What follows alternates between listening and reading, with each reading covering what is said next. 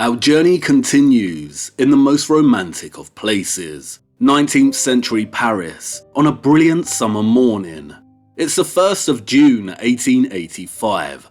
The city's population already awake and full of life, beginning their day as the quickening hues of sunrise fill the sky.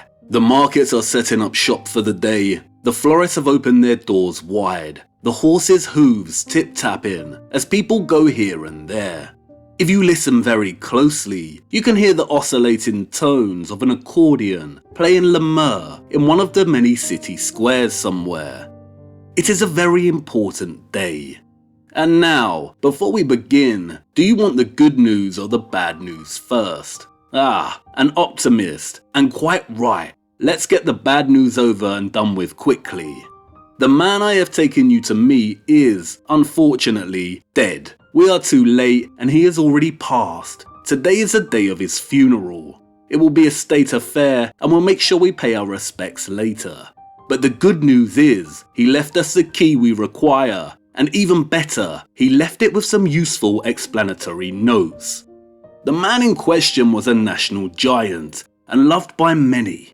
It's likely the majority of the city's population will make an appearance and pay their respects today. And we will too. But first we need to open this package and examine the key. Sorry, what? I made a mistake. Lhfe cannot be playing in the distance because it was not recorded until 1945. Good spot. But I'm not lying. Listen closely. Can you hear it? You can, can't you? Anachronism. The representation of someone as existing or something as happening in other than chronological, proper, or historical order. An error in respect to dates. Any error which implies a misplacing of persons or events in time. Hence, anything foreign to or out of keeping with the specified time. Time is becoming strange. Now, the man in question, he was undeniably one of the greatest gatekeepers that ever lived. There is much dispute as to whether this man was actually a Freemason. Some writers claim he was, while others claim he was a Rosicrucian or Martinist. But his work is steeped in rich references and imagery that recall Freemasonry. And, most importantly, his entire modus operandi in regard to his work screams Freemason. Meet Victor Hugo. Victor Hugo is still, to this day, celebrated as one of the greatest writers that ever lived. And rightly so. Many are directly and indirectly familiar with some of his most famous novels. Specifically Les Miserables and Notre Dame de Paris, or what has otherwise come to be known as the Hunchback of Notre Dame. And despite his shady involvement in shaping the big lie we have all come to regard as factual history, the prowess of his literary ability is undeniable. Even in translation, Hugo's command over language makes his English counterpart Charles Dickens pale in comparison. A true literary giant. You see, before the invention of television, the citizens of the world needed to be entertained and manipulated in some form or another outside of journalism. The 19th century novelists were just as pivotal in shaping the historical narrative as the historians. They moulded and shaped the narrative for the everyday person and presented it in a digestible and exciting form before the droll and tiring academic historians could begin shaping their institutionalized syllabuses. The novelists were at the forefront of building the lie for the general population. And it's the same method of programming that we experience today. How many of us have actually ploughed through the historical archives in search of our history, and how many of us have not done that but come to know the past through movies and television series?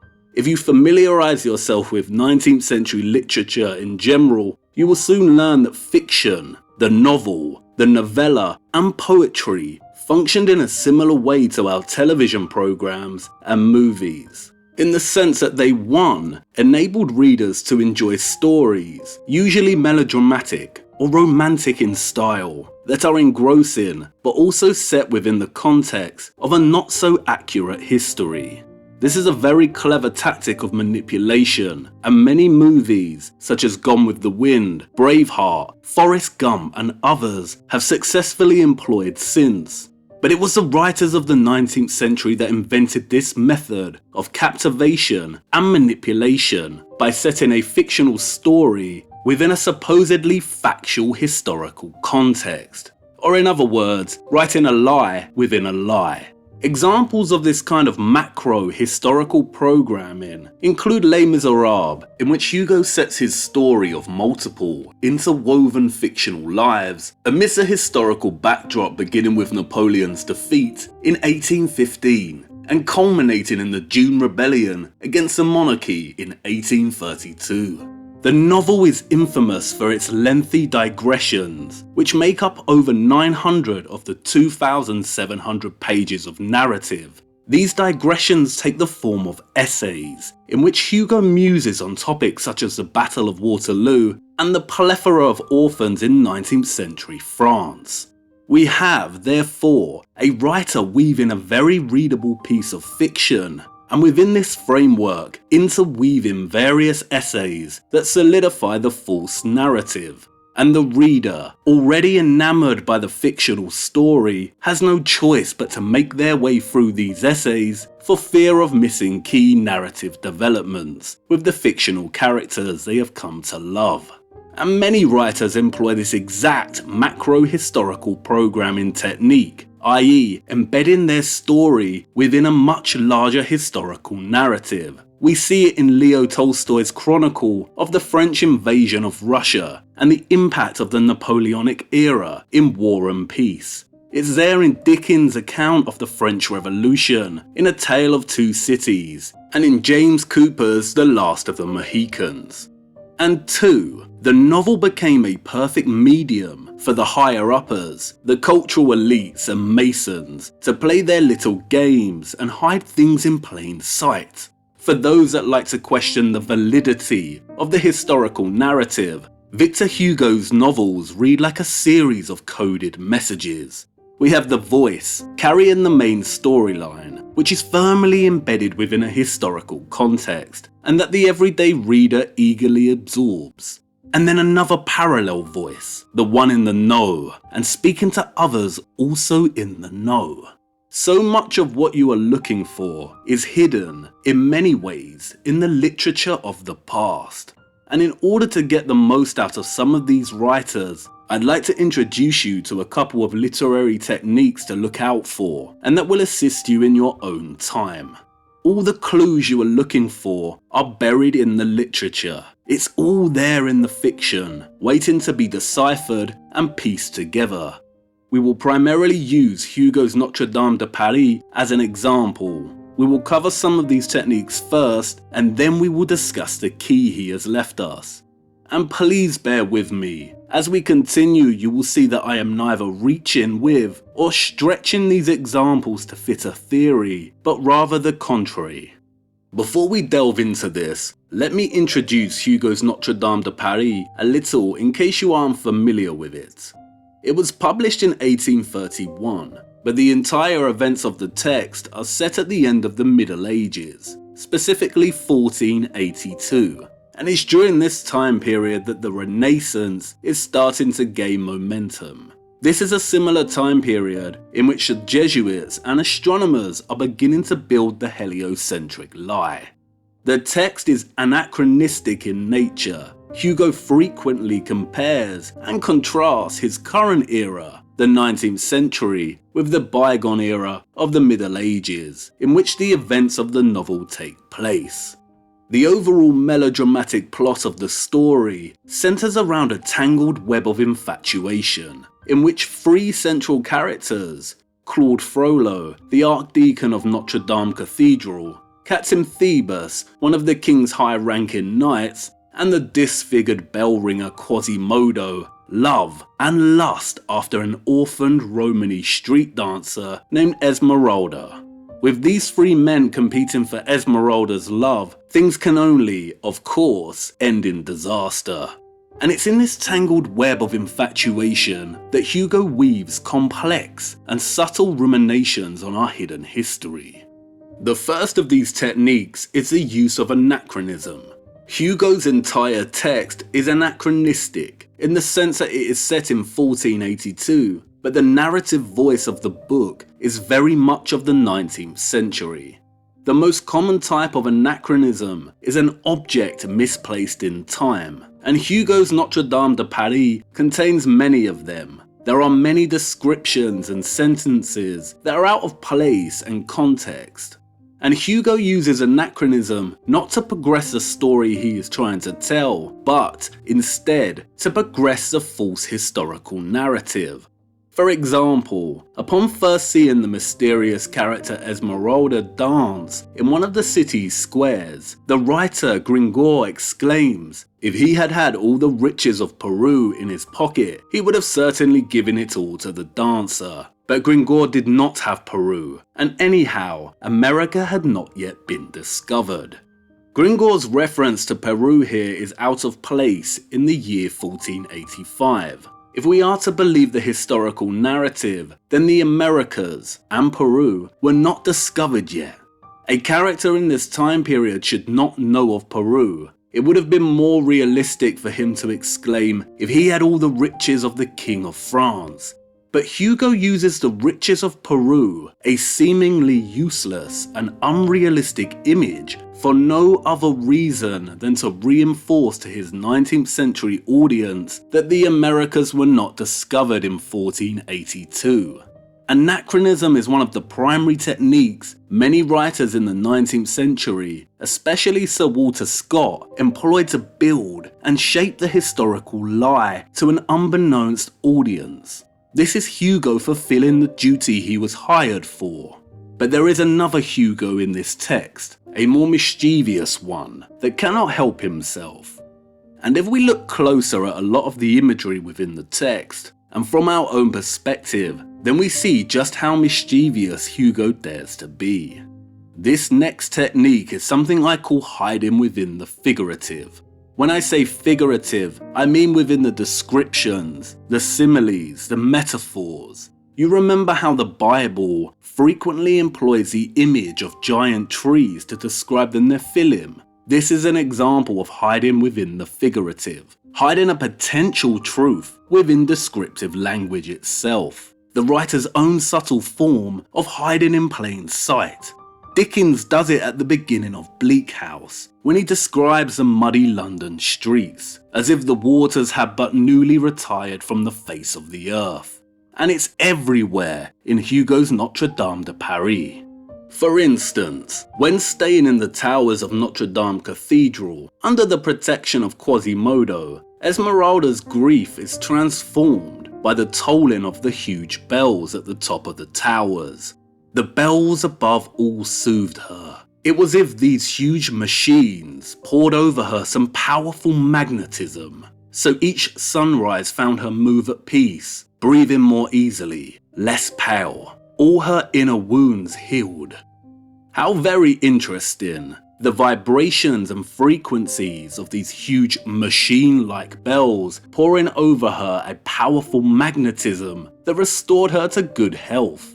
You see, hiding within the figurative. And the entire text is full of examples such as this. Hugo at once stretching figurative language to paint a rich portrait of medieval Paris and also having a little fun of his own. The Ile de la City of Paris is described by Hugo as like a great ship stuck in the mud and stranded with the current near the middle of the Seine. Stuck in the mud, you say?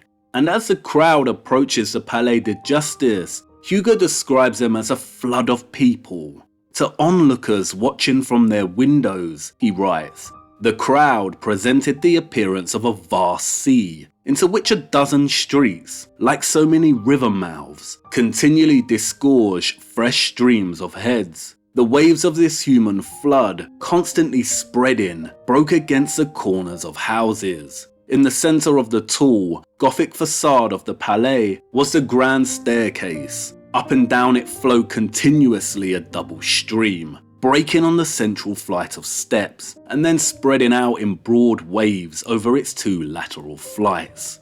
The staircase poured ceaselessly into the place like a cascade into a lake, the current driving the whole crowd towards the grand staircase ebbed, broke into turbulence and eddies.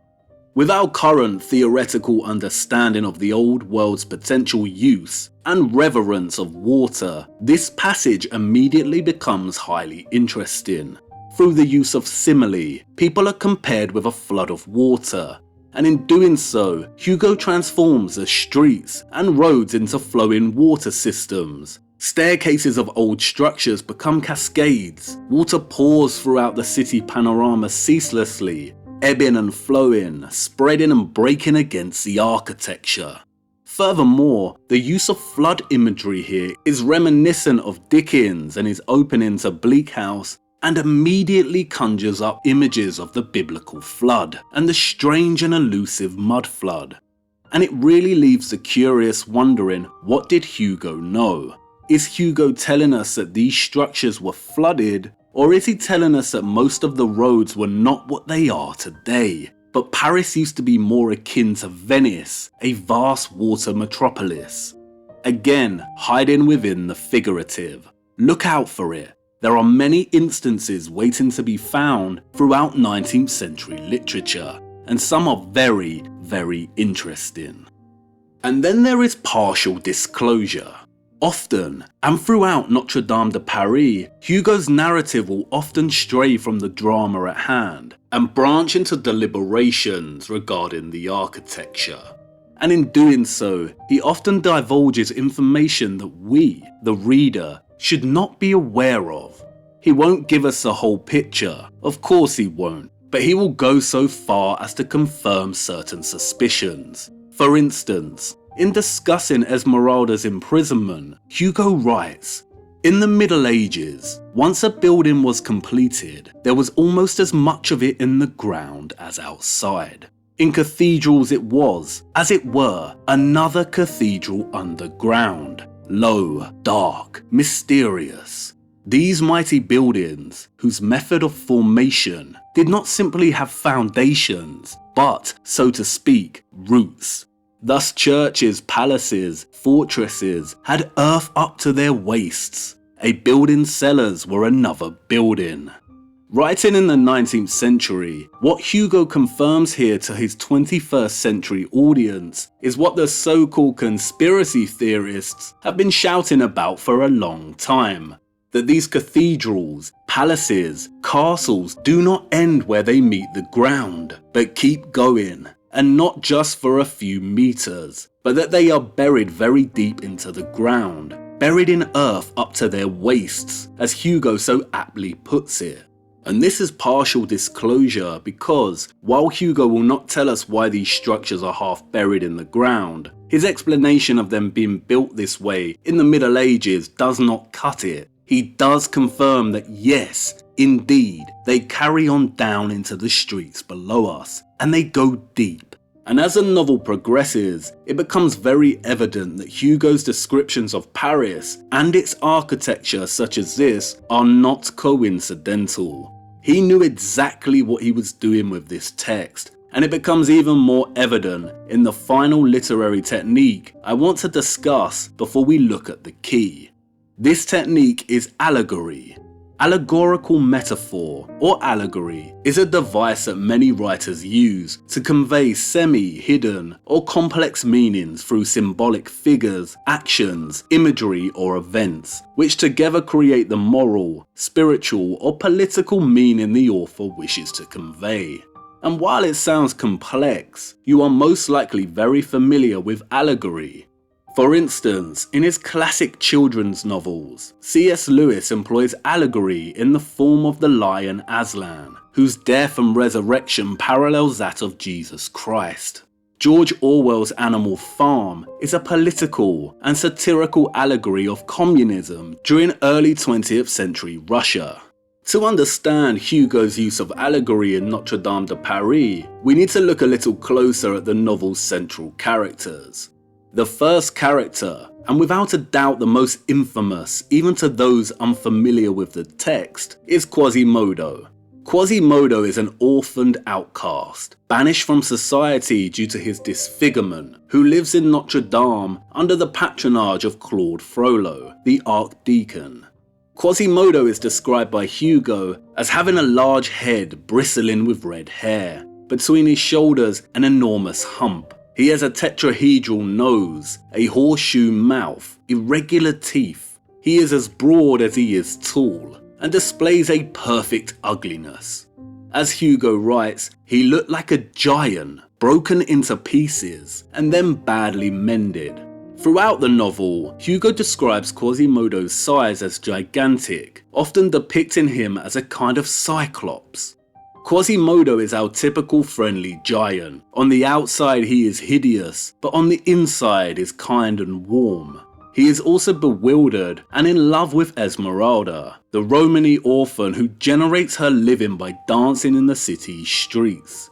Esmeralda dances and performs street magic with her pet goat, and while the Parisian locals do love to watch her perform, they also suspect her of black magic. They call her the Egyptian, the witch, the pagan. And then we have Quasimodo's master and patron, Claude Frollo, who holds the position as Archdeacon of Notre Dame. He is a tall, slender, creepy, controlled and bitter man. He is secretly in love with Esmeralda and stalks her quietly in the shadows. There is a darkness surrounding Frollo, and he is one of the narrative's key antagonists, a tragic villain. He also has a secret. As the narrator explains, the inhabitants of the city would often see a strange, intermittent red glow, appearing, disappearing, reappearing at short, regular intervals, coming from one of the high towers of Notre Dame Cathedral, late into the night. The old Parisian women would exclaim, "There's the Archdeacon at his bellows, hell's sparking up there." The locals describe Frollo as a sorcerer, but he prefers the title of alchemist.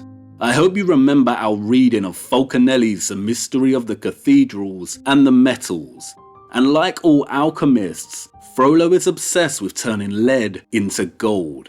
Gold, he explains, is the sun. To make gold is to be God. The sun is born of fire. Fire is the soul of the great whole. Light, gold, the same thing. Fire in its concrete state. The difference between the visible and the palpable. The fluid and the solid. For the same substance, from steam to ice, that's all. Like Falconelli's work, we have Hugo placing the figure of an alchemist in the Middle Ages at work directly inside one of these huge, magnificent cathedrals. And not only that, but we have a portrait of an alchemist obsessed with the sun, and he describes the sun as being made from the same source that produces gold. Frollo claims that like steam is the fluid and ice its solid, the sun's fire is the fluid and gold is its solid counterpart. Interestingly, Hugo spends time in the novel lamenting the destruction of the statue of St. Christopher, or, as I hope you remember, Ophoros, that used to reside within Notre Dame, and who came to symbolize the great connection between alchemy and the cathedrals. In stark contrast to Frollo, we finally have Captain Phoebus, a high-ranking knight for the King of France. Phoebus is of noble birth, handsome, vain, arrogant, untrustworthy, and also a womanizer. The women love him. He gets what he wants when he wants it. He is not in love with Esmeralda, but he does lust after her sexually and is determined to seduce her, to use her, and then forget her. Phoebus is the second antagonist of the story. Enamored by Phoebus's handsomeness and confidence, Esmeralda, of course, falls madly in love with him. And what is very interesting is Hugo's decision to call the captain Phoebus. In Greek mythology, Phoebus is the god of the sun. In Roman mythology, this god is called Apollo. And in a weird, twisted turn of events, Phoebus not only seduces Esmeralda, but also allows Frollo to hide in a closet and watch. But Frollo has other plans than just watching Esmeralda be seduced. In a frenzied rage of jealousy for her love of Phoebus, he bursts from the closet and attempts to stab Phoebus to death. Phoebus does not die, but survives, and the blame falls to Esmeralda, and in turn she is sentenced to death by hanging. Frollo's attempt to kill Phoebus and the blame falling to Esmeralda sets in motion a dramatic chain of events that leads to Esmeralda being rescued at the last minute by Quasimodo and taken to Notre Dame Cathedral, where both orphans seek asylum. But this is not enough, and the entire plot spirals into chaos, resulting in both orphans dying gruesome deaths and Notre Dame Cathedral set ablaze and burning. Now, remember, an allegory is a literary technique in which the writer conveys hidden or complex meaning through symbolic figures, actions, imagery, or events. It is a narrative in which a character, place, or event is used to deliver a broad message about real-world issues and occurrences.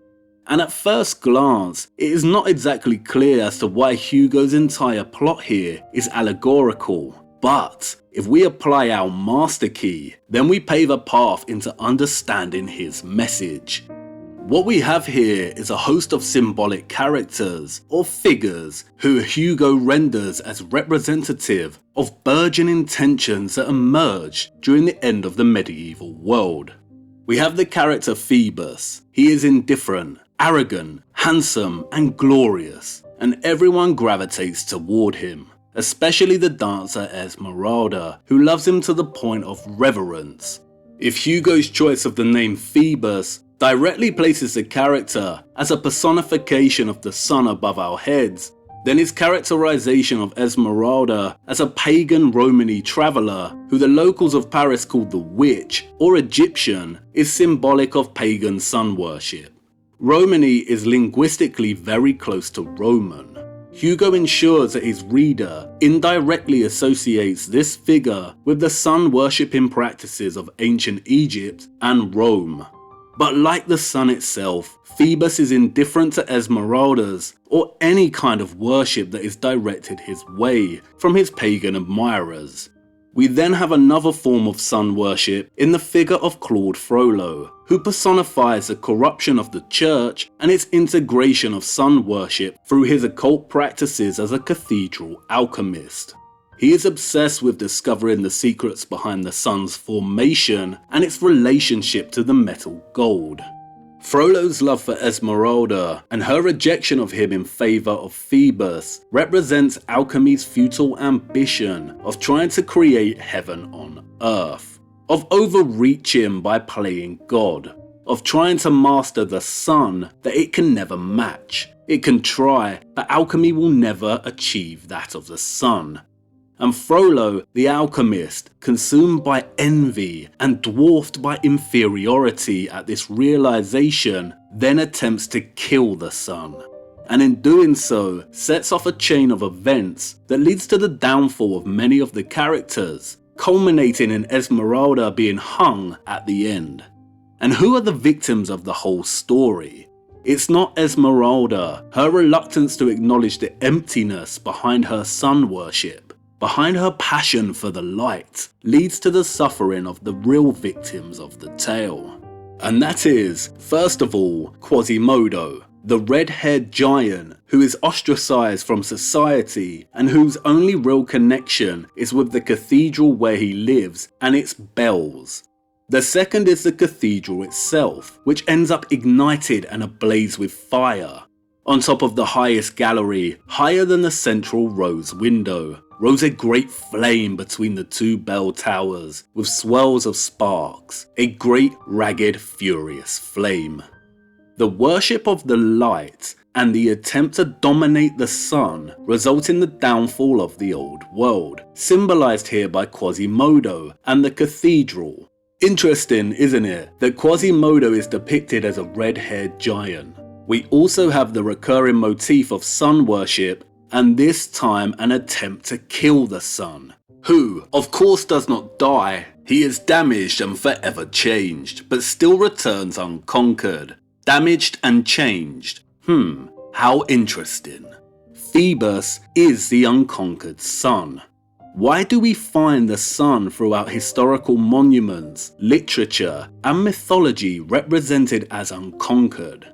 Hugo's allegory of the end of the Middle Ages both at once places the sun as a central catalyst to that end and reinforces the importance of key figures such as the alchemist, the pagan, the church, and giants in this time period. I hope you are starting to see just how pivotal Hugo's text is for those of us trying to navigate the muddy deception dumped over our history. And I cannot emphasize it enough, if you are trying to get anywhere with this, then Notre Dame de Paris is required reading. You will go around in circles without it, and I'm about to show you why. The key Victor Hugo left us. Can a high-ranking gatekeeper develop a conscience? Can they pause and regret the direction the world is heading, the direction that they themselves played an invaluable role in steering us toward? Perhaps. The most interesting pages of Hugo's Notre Dame de Paris are found in two of the main essays he incorporates into the fictional fabric of the text, titled Notre Dame and a Bird's Eye View of Paris. It is in these essays that Hugo ruminates, reflects, and discusses how the medieval Paris that existed before the Renaissance was in full swing differs from his contemporary 19th century Paris. And Hugo was not impressed or happy about the contrast. In fact, he was rather appalled and angry. Let me read you a few excerpts from these essays. No doubt the Church of Notre Dame de Paris is still today a sublime and majestic building. But for all the beauty it has preserved in aging, it is hard to repress a sigh, to repress indignation over the countless degradations and mutilations which time and men have simultaneously inflicted. On the face of this old queen of our cathedrals, beside each wrinkle you will find a scar. Time devours, man devours still more. Out of the various traces of destruction imprinted on the ancient church, time's share would be the least, that of men the worst, especially men of the art. From the offset, Hugo laments the mutilation of Notre Dame and draws in the sand for us a very real distinction between the weathering at the hands of time itself, the wrinkles we see on the structure, and the barbaric destruction at the hands of man, especially men of the art. Hugo walks his reader up to the top of the cathedral, asking them to pay attention to the countless acts of barbarity of every kind. What have they done, he asks, with that delightful little steeple which used to stand at midpoint of the crossing? An architect of good taste amputated it, he replies, and thought it enough to conceal the wound with that large leaden patch that looks like a saucepan lid. And now Hugo gets into full swing and starts putting a lot in context and perspective for us. Really pay attention to what he now says. That is how the marvellous art of the Middle Ages has been treated in almost every country. Gothic architecture is today disfigured by three kinds of ravage. Wrinkles and warts on its skin are the work of time. Marks of violence, brutality, contusions, fractures, the work of revolutions and war. Mutilations, amputations, dislocation of its limbs, restorations are the Greek, Roman, and barbaric work of professors and fashions. Fashions have done more harm than revolutions. They have cut into the living flesh, attacked the bone structure of the art underneath. They have hewn, hacked, dislocated, killed the building, in its form and in its symbolism, in its logic as in its beauty. And then they remade it, brazenly, in the name of good taste. They stuck over the wounds of Gothic architecture their wretched baubles of a day, their marble ribbons, their metal pom-poms, a veritable leprosy of overlows, scrolls, surrounds, draperies, garlands, fringes, stone flames, bronze clouds, chubby cupids, bloated cherubs. It is the arse kicking the dying lion. It is the old oak decaying, as a final blow being stung, bitten, and gnawed by caterpillars.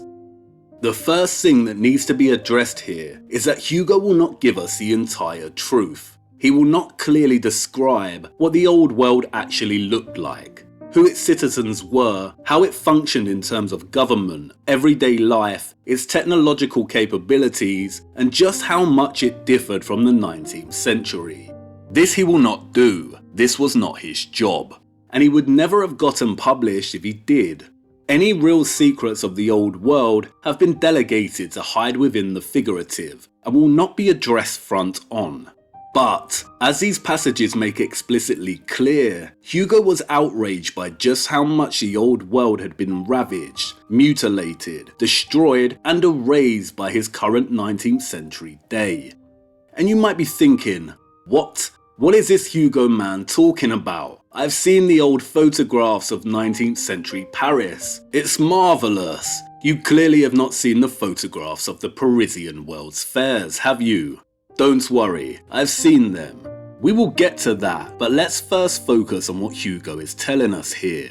What he clearly outlines for us here is that 1. There is a huge distinction between the Gothic architecture of the Middle Ages, which ended in the 1400s before the Renaissance began, and the style of architecture that followed. And 2. That which followed has focused on disfiguring the Gothic structures. They have hacked, dislocated, and killed those Gothic structures of the past by remaking these structures according to new and more fashionable tastes, which he so wryly mocks as marble ribbons, pom-poms, chubby cupids, bloated cherubs, and so on. And 3. These fashionable restorations are primarily Greek, Roman, and belong to the barbaric work of professors. Hugo's mention of Greek and Roman here is a direct reference to the Renaissance. The term Renaissance has been allocated by historians to a period in history that marked the transition from the Middle Ages to modernity and covering the 15th and 16th centuries, characterized by an effort to revive and surpass ideas and achievements of classical antiquity. The Renaissance spanned from the 1400s to the 1500s, and, as many historians have stated, it was characterized by a revival of classical antiquity after a long 1,000 years of the Dark Ages, where there was little or no technological advancement, we are told. The first thing that should ring alarm bells for anyone is the term Dark Ages. The term was coined by Italian scholar Petrarch as the Middle Ages were ending, in which he claimed that amidst the errors there shone forth men of genius, no less keen were their eyes, although they were surrounded by darkness and dense gloom. Petrarch capitalized on the Christian metaphor of dark versus light and branded the 1,000-year-long period of the Middle Ages as darkness and the new burgeoning Renaissance as the light for its cultural aspirations and achievements. You see, during the Renaissance, man no longer needed to humble himself in front of God. Humanity had now entered a new age, and it was brimming with possibilities and exploration. Society was expected to show their reverence to God through their ambitions to exceed the boundaries, through cultural, technological, and scientific advancement. And it was during this new age that humanity broke free from the alleged strict piety that characterized the Dark Ages and started to see themselves as God incarnate, of masters of their own universe, no longer bound by the dark, but fully committed to the light. From dark to light. Thus, it was during the Renaissance that man came to see himself as a god or God's equal. But, as Hugo makes clear, for all its emphasis on advancement and revival, the Renaissance actually built itself on the decaying backbone of what preceded it, the medieval Gothic age. The Renaissance's revival of classical antiquity, specifically that of the ancient Roman style of architecture, was all show, all surface, all facade and decoration, pom-poms, draperies, garlands and ribbons. And this is where alarm bells should start ringing again. The revival of classical antiquity. Who or what rose again? The Empire of the Sun rose again. Rome. You see, the great little lie in the history books is that the people we see in these photographs, and those that came before, built these structures through pure innovation, with horse and cart, with wooden scaffolding and apparatuses, through traditional methods of masonry. They did not, but the great big lie is a complete suppression of those that actually invented everything. Those that were conquered and whose entire history was mutilated and erased after they fell, as the conquerors began repurposing all of their structures and infrastructure with the intention to hide, reshape, redesign and make claim to their heritage. There is a very clear distinction that needs to be made regarding the impossible structures of the past, of the structures that we have discussed so far. And this distinction is that there are at least two very distinct styles, two distinct factions, two distinct old worlds. Both magnificent, both wondrous, both technologically impossible by our standards. And we cannot fully grasp this until we have walked through the first door. But, on the surface, they are easily recognizable.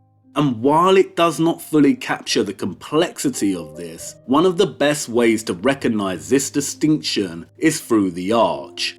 Gothic architecture is characterized by pointed structures. Its arch is pointed. Its enormous cathedrals rise into towers and pointed spires.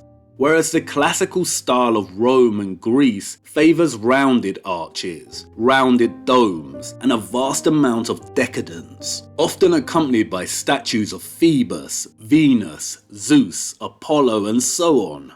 These are not the same style. They did not belong to the same society, and they are in fact directly opposed to one another. And I know what you want to say. What? You told us that the citizens of the future belong to one unified civilization. I know I did, and again forgive me, but I needed you to firstly contemplate the impossibility of these structures, and secondly consider the alternative technological functions they could have held. Too much complexity would have confused matters. But we are after the nuance now. A unified civilization. Sounds a little like globalism, right? No, these structures right here, these are not the fruits of the same society. They are, in fact, in direct opposition to one another. The Gothic belongs to one and the classical to another. So far, I have not done justice to just how complex the matter actually is. Go on, I know you want to say it. What if this Hugo man is a liar? You even said yourself he was a gatekeeper, likely a mason or an elite deceiver. What if his little novel about a hunchback was written to throw us off the scent? I know, and you're right, he cannot be trusted. His job was to bring the fabricated history of France alive to his 19th century readers. Where he is lying with this novel, however, is in depicting the Middle Ages as a period of stern religious sanctity, of archers, knights on horseback, of the Crusades. He does not explicitly outline for his readers what the Middle Ages was actually like. But, as his works show, he was haunted by its decimation, its destruction and erasure for most of his life. Victor Hugo did not just write fiction, he was a strong activist, actively attempting to prevent the widespread, organised, and very real destruction of the old medieval world that continued to take place well into the 19th century. In addition to Notre Dame de Paris, Hugo wrote several non-fiction essays on this subject that everyone should read. One in particular, titled The War on the Demolishers, is very important. As he writes, at this time, there is not a single town in France, nor a single administrative centre where the destruction of some historical monument is not in consideration, already begun or fully achieved, either by the action of the central authority or by the action of the local authority under the consent of the central authority, or by the action of individuals under the tolerant gaze of the local authority. The devastators have never been lacking for justifications. Under the Restoration, Catholic edifices of the Middle Ages were spoiled, mutilated, disfigured, profaned more sanctimoniously than anything in the world. The congregation developed the same excrescence on their churches as they had on their religion. These mutilations consist of marble, bronze, whitewash, and gilded wood. It appeared most often in churches in the form of a little painted chapel, gilded, mysterious, elegiac, filled with puffed up angels, coquettish, gallant, plump, and awash in false daylight, like the one at St. Sulpice. In Paris, vandalism flourishes and prospers under our very gaze. Vandalism is an architect. Vandalism settles in and luxuriates. Vandalism is feted, applauded, encouraged, admired, entertained, protected, consulted, subsidized, paid for, naturalized. Vandalism is the Public Works Commissioner for the government account. He has slyly installed himself in the budget and he nibbles quietly at it like a rat does his cheese. And of course he makes good money. Every day he demolishes something of the little that remains to us of that admirable old Paris.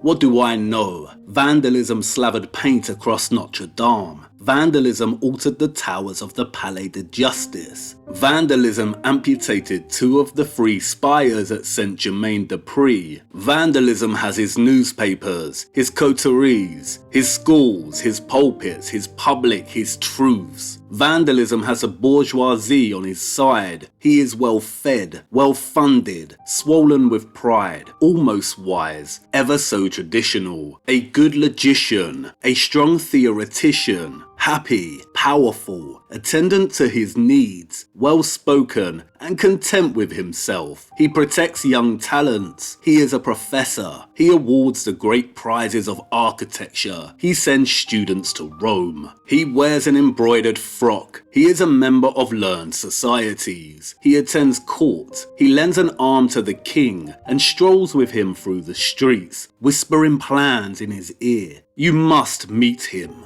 One no longer restores, one no longer even spoils, one no longer even makes ugly, one simply tears down. And one has good reason for this. We wish to erase it all fully from our history. We devastate, we pulverize, we destroy, we demolish in the national spirit.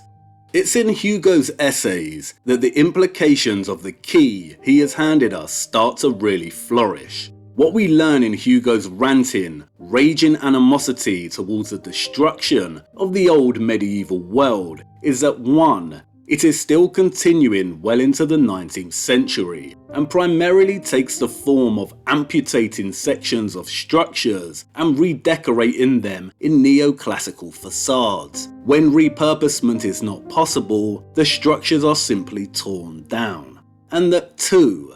This is not arbitrary, random destruction and repurposement, but calculated, planned, and organized. It is factored into the budgets of local and national authorities across France, and by extension, the whole of Europe. Hugo makes clear that the budget to destroy, repurpose, and erase that of the old medieval world is seemingly endless and well protected, even to the point that organizations send students to Rome to study and emulate these styles back in France. There are prizes for repurposement. It is encouraged and normalized through newspaper propaganda and through the education and religious systems.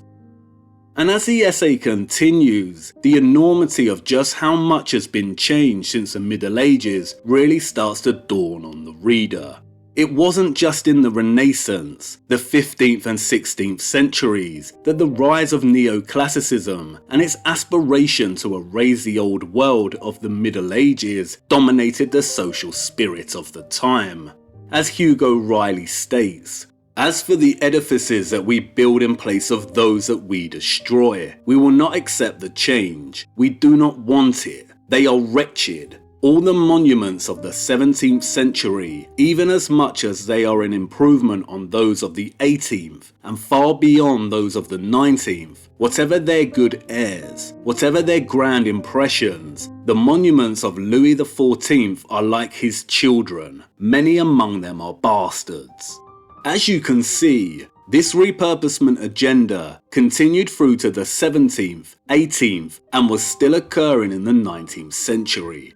We are looking at 500 to 600 years worth of destruction, revision, and repurposement. The claim that there was a reset in the 19th century greatly miscalculates, underestimates, and simplifies a very complex agenda that spanned half a millennium and that was comprised of a series of smaller resets, all working towards the goal of erasing the old medieval world and building and solidifying the mode of society that we find ourselves in today. And so what, you might want to ask? Who cares when the reset began and when it ended? Paris, and most of the world that we see in the 19th century photographs, looks glorious. All that matters is they have lied and hidden years and years worth of technology and knowledge from us. I agree, the Victorian era is glorious, but by our standards. And if what we see in the Victorian era was the apogee of civilization, then what is Victor Hugo so angry about? And why does he outline that there has been a repurposement agenda ongoing since the 1400s? What were they repurposing, hiding, editing, destroying, and erasing?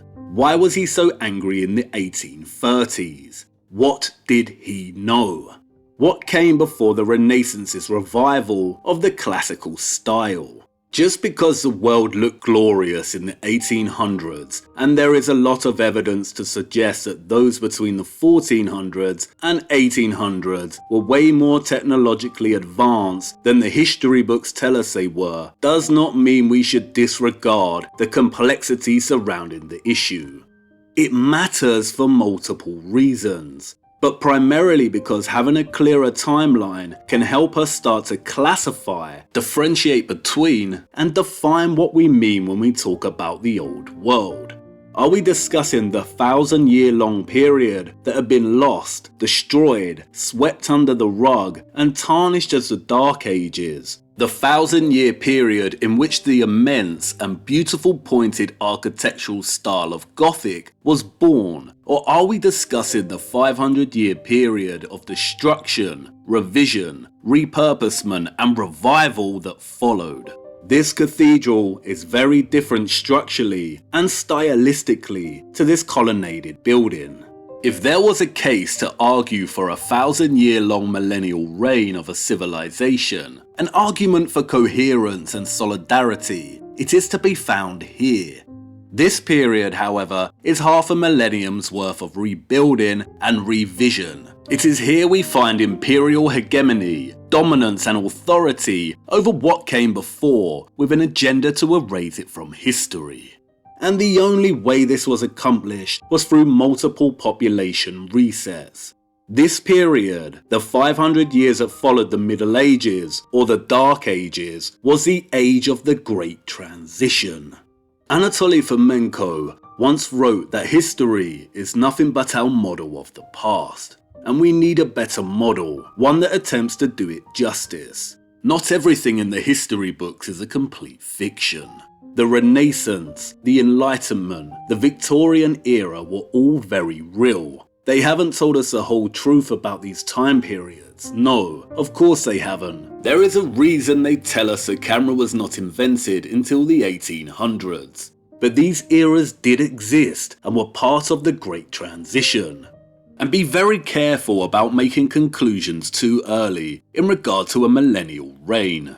just in case you end up glorifying structures that played an integral role in supplanting, replacing, and burying that very same millennial period you are celebrating. The structures that were built, revised, and repurposed during the Great Transition are not representative of 1,000 years of peace, and we will get to that much later.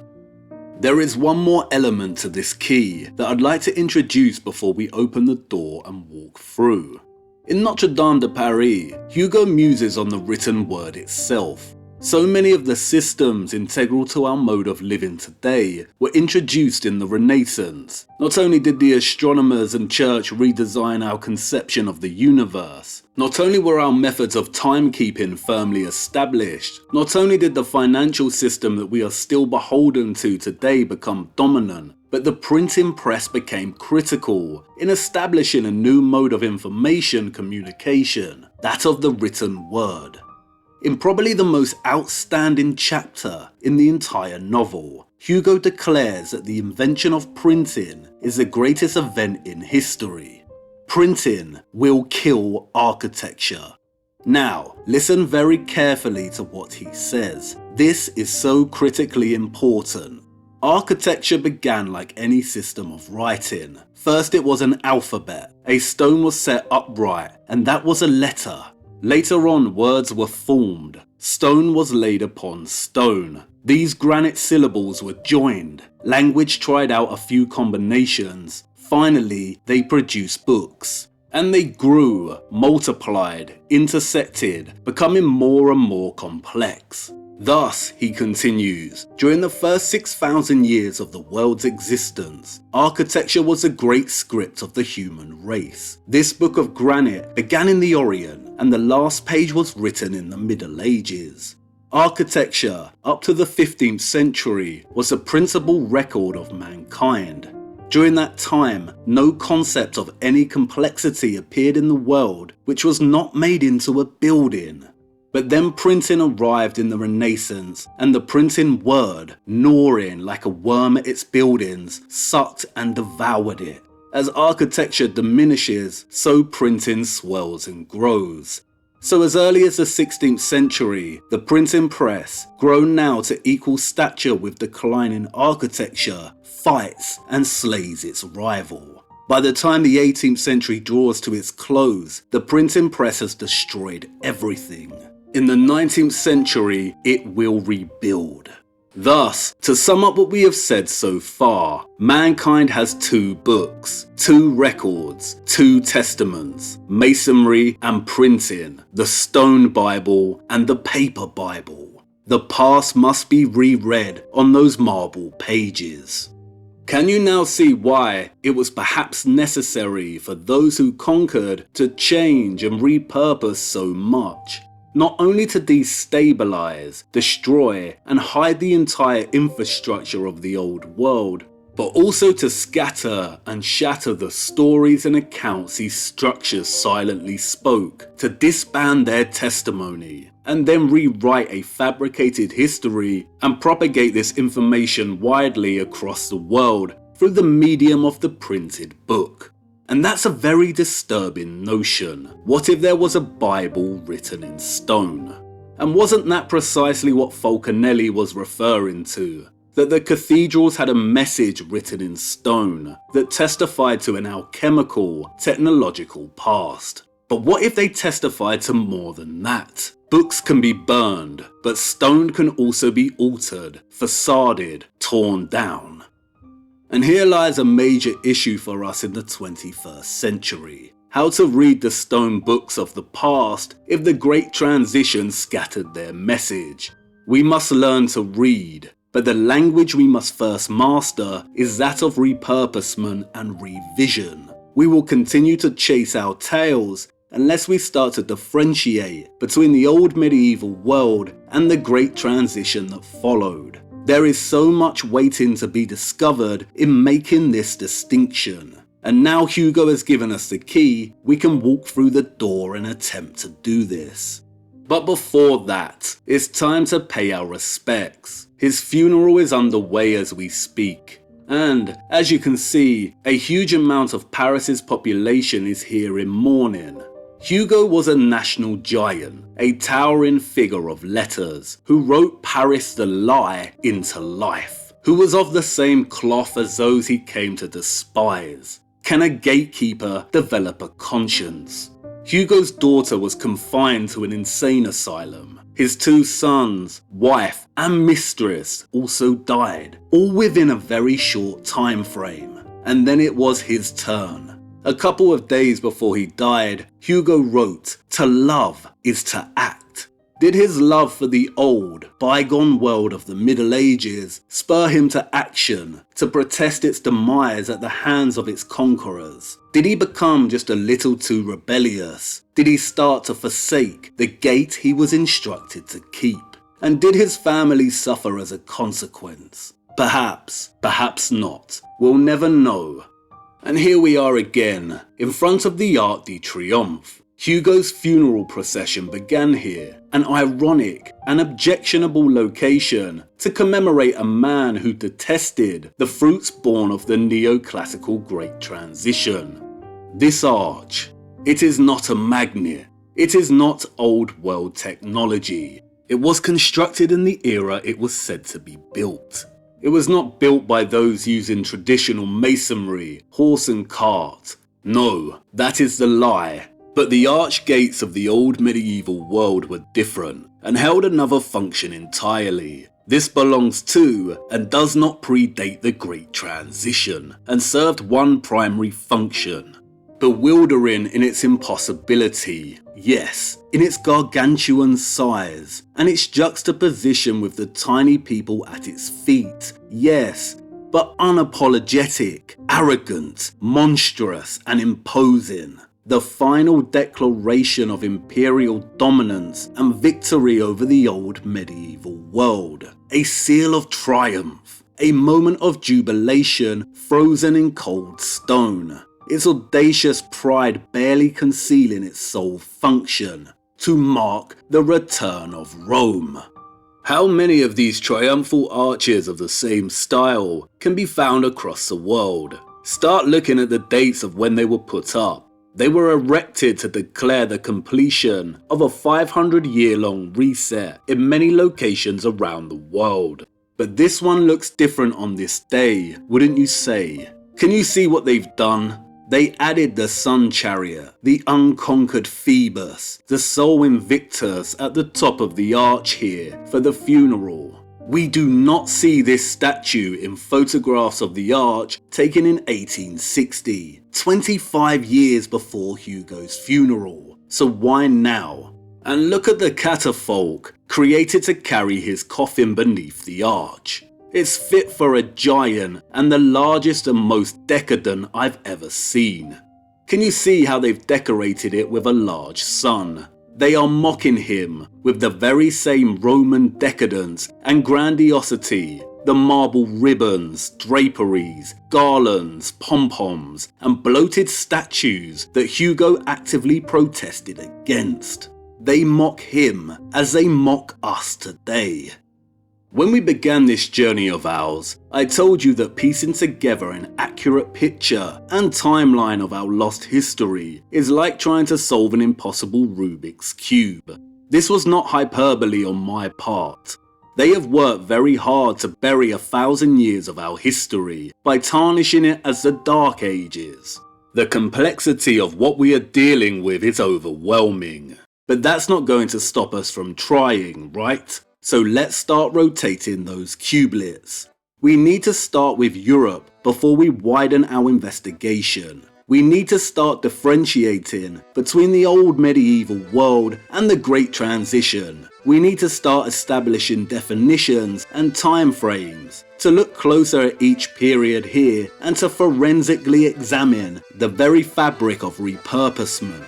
Otherwise, we will forever continue to do a great injustice to the past they have tried to destroy.